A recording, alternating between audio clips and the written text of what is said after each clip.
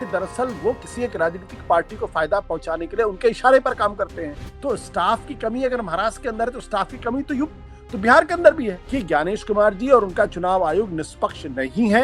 वहां अगर आप कर सकते हैं तो एक साथ पूरे भारत में क्यों नहीं कर सकते? इसका रीजन तो कभी किसी को पता नहीं चल पाएगा। पुरानी वोटर लिस्ट में उनके लिए सुविधा होगी तो वो उसमें चुनाव कराएंगे।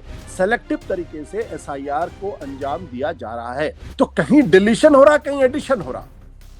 और राहुल गांधी कह रहे हैं कि ये सब जानबूझ के किया जा रहा है, तो फिर ये शक और पुख्ता हो कि कुछ ना कुछ इसके पीछे है, कोई ना कोई खेल है।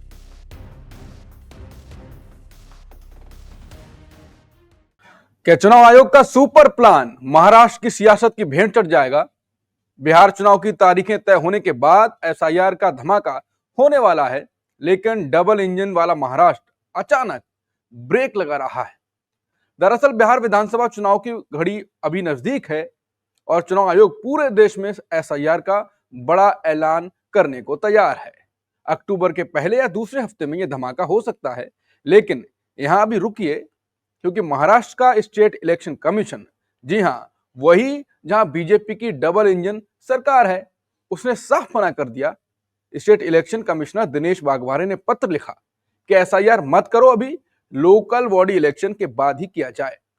वजह बताई, स्टाफ की कमी, क्योंकि दोनों कामों में एक ही मैन पावर लगती है। ऊपर से सुप्रीम कोर्ट का फरमान कि महाराष्ट्र में ओबीसी आरक्षण के झगड़े से लटके लोकल इलेक्शन 31 जनवरी 2026 तक हो जाए।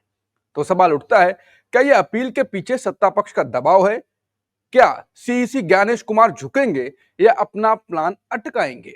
आरोप तो लग ही रहे हैं कि ज्ञानेश कुमार सत्ताधारियों के साथ टीम अप कर रहे हैं।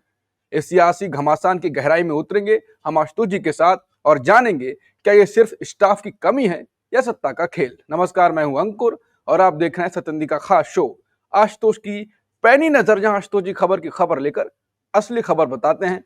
अब कई बातें तो मीडिया रिपोर्ट्स में चल रही हैं, वो बातें भी करेंगे। आशुतोष सर, इस खबर पर आपका पहला विचार? देखिए, मुझे ऐसा लगता है कि दरअसल ये ज्ञानेश कुमार जी का टेस्ट केस है। टेस्ट केस हाँ। इसलिए है, इस लिहाज से क्योंकि बिहार पे तो अचानक आपने एक दिन उठे और आपने फैसला कर दिया कि वहां पे एसआईआर लागू हो जाएगा, और उसके बाद आपने किसी की नहीं सुनी। पूरा विपक्ष एकजुट खड़ा हो गया, लोगों ने उसका जबरदस्त तरीके से विरोध किया।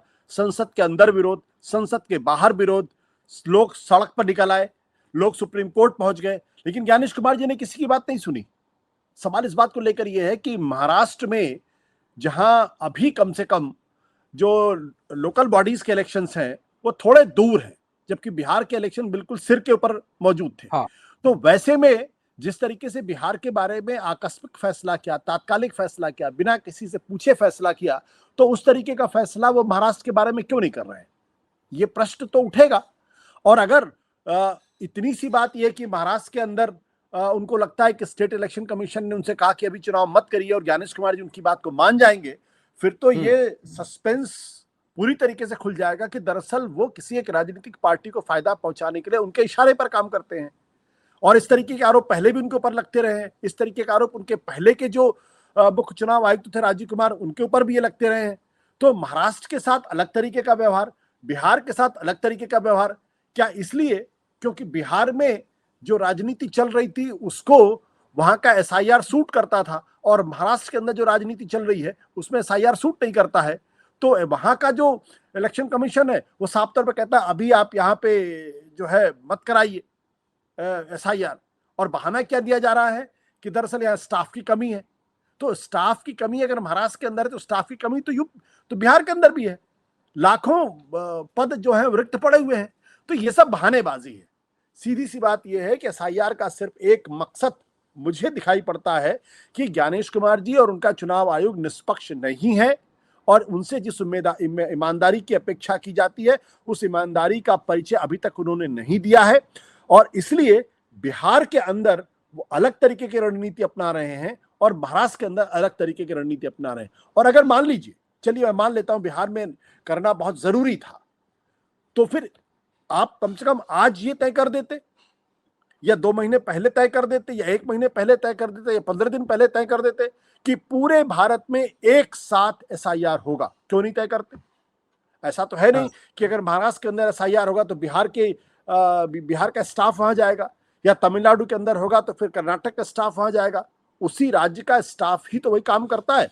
तो अगर बिहार के अंदर जहां बाढ़ थी, जहां तमाम तरीके के त्योहार थे, जहां विपक्ष लगातार आरोप लगा रहा था, लगातार कह रहा था कि आप समय बहुत कम है, आप क्यों इतनी जल्दबाजी में कर रहे हैं, वहां अगर आप कर सकते हैं, जो सबसे गरीब प्रदेश था, टेक्नोलॉजिकली सबसे कमजोर प्रदेश है, जहां स्टाफ की कमी साफ दिखाई पड़ती है, वहां अगर आप कर सकते हैं तो एक साथ पूरे भारत में क्यों नहीं कर सकते। ये जो टुकड़े टुकड़े करने की जो कोशिश की जा रही है, इससे और संदेह थोड़ा मजबूत होता है कि दरअसल इस एसआईआर के पीछे कोई बड़ी योजना है और उस बड़ी योजना का खुलासा नहीं किया जा रहा है और उसको अपने राजनीतिक हिसाब किताब के हिसाब से किया जा रहा है।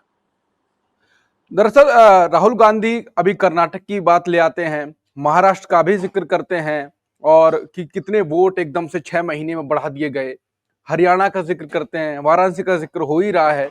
तो महाराष्ट्र की ये अपील क्या दिखाती है कि अगर यहाँ पर शुरू हो गया तो फिर राहुल गांधी जो कर्नाटक की बात पीपीटी पूरा दिखा देते हैं, प्रेस कॉन्फ्रेंस कर देते हैं, उसके बाद महाराष्ट्र में जो 6 महीनों में वोट बढ़ाए गए, कुछ खुलासा होगा, इसका रीजन क्या होगा कि ऐसा अपील करने का? देखिए, इसका रीजन तो कभी किसी को पता नहीं चल पाएगा, क्योंकि जब तक असली कारण बताए नहीं जाएंगे तब तक कैसे पता चलेगा। लेकिन अगर बिहार में आपको आकस्मिक करना पड़ रहा है और महाराष्ट्र में आप वहां के चुनाव आयोग की बातों को सुनते हुए दिखाई पड़ रहे हैं, तो प्रश्न खड़ा होगा कि क्योंकि महाराष्ट्र के अंदर जो सबसे बड़ी समस्या आज की तारीख में भारतीय जनता पार्टी के लिए है कि वो है कि 2022 के बाद से अभी तक वहां पे बीएमसी के चुनाव नहीं हुए हैं, दूसरे और बड़े जो म्युनिसिपल कॉरपोरेशन से उसके भी चुनाव नहीं हुए। तो बीएमसी का अकेला अपना बजट दिल्ली के बजट के बराबर होता है और वहां पे लगातार शिवसेना का लंबे समय से कब्जा है। इसलिए मुझे लगता है कि ये सब कुछ इस पर निर्भर करता है कि क्या मौजूदा भारतीय जनता पार्टी और उनके जो सहयोगी दल हैं, क्या वो इस निष्कर्ष पर पहुंच रहे हैं कि पुरानी वोटर लिस्ट के जरिए या पुरानी वोटर लिस्ट में उनके लिए सुविधा होगी।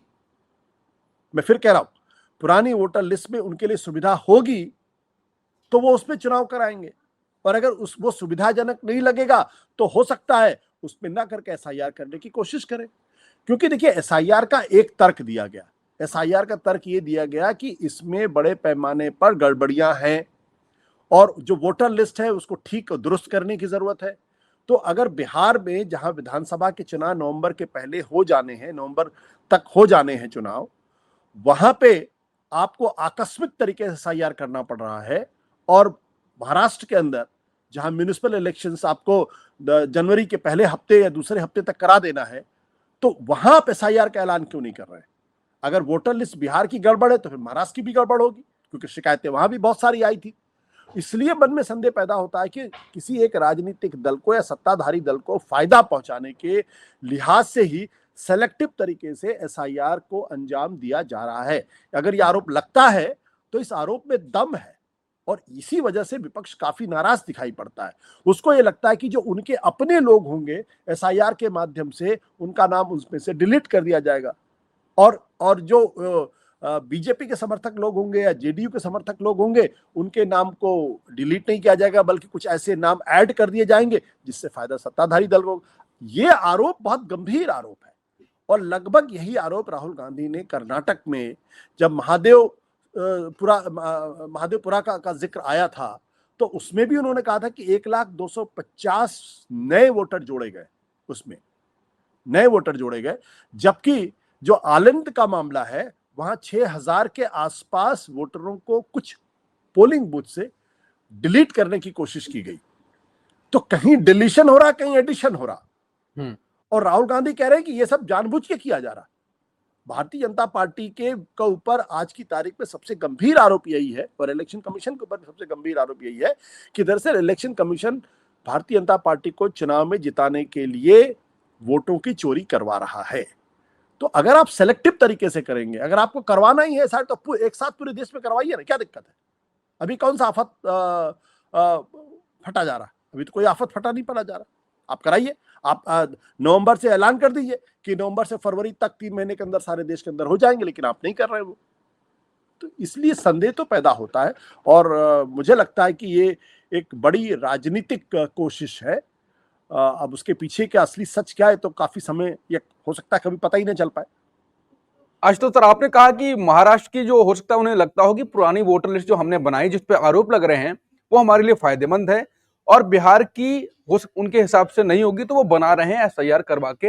ये तो बड़ा कई सवाल इसमें उठ जाएंगे और बड़ा जो संदेह आपका जिक्र कर रहे हैं संदेह भी और बढ़ जाएगा। लेकिन अगर मान लीजिए महाराष्ट्र में पुरानी वोटर लिस्ट इन्होंने करवाए, वहां पर अभी एसआईआर नहीं करवाया, तो जो बार बार करें कि संदेह है वो भरोसे में तब्दील हो जाएगा क्या?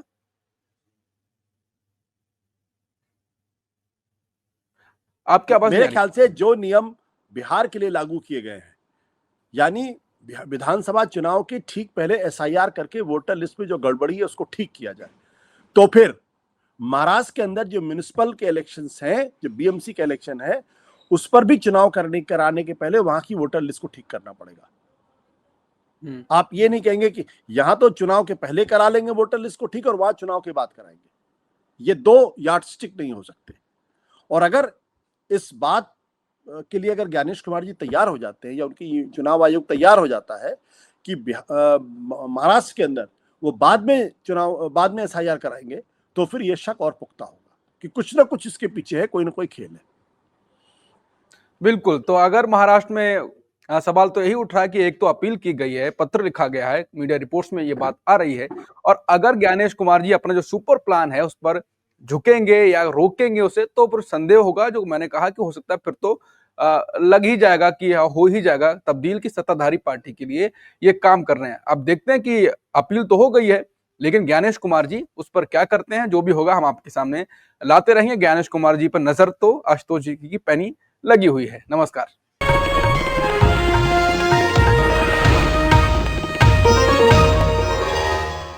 Copyright disclaimer under Section 107 of the Copyright Act 1976. Allowance is made for fair use for purposes such as criticism, comment, news reporting, scholarship, and research. Fair use is a use permitted by copyright statute that might otherwise be infringing.